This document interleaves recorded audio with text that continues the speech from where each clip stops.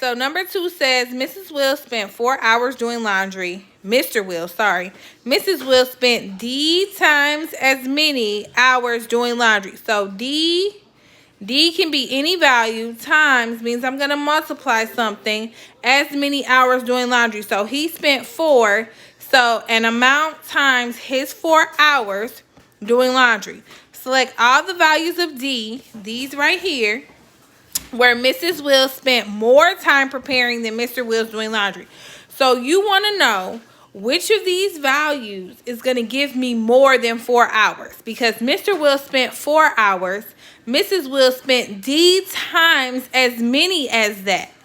So D can be any value. So we have to find the value that's going to make her have spent more than 4 hours.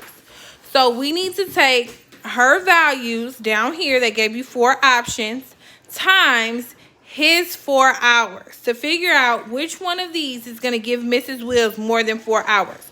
So I'll do the first and second one with you, and you need to go through the other 2 and do those. So if he spent 4 hours, and one of the values for D is 1/3, so I would take his 4 hours times the first value, 1/3.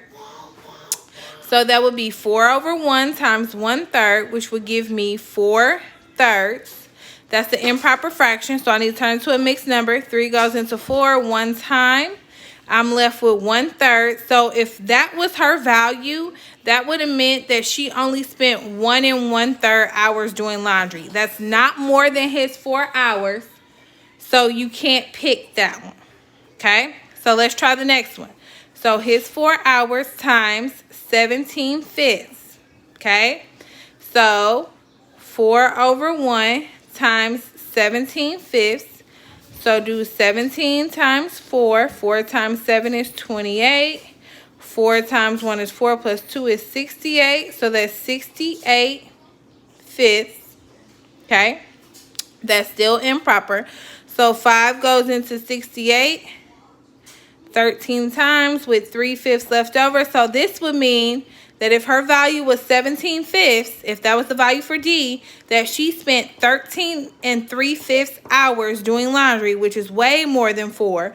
So we can select B as one of the options that would make her have spent more.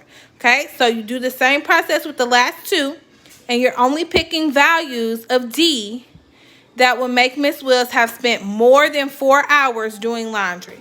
Okay?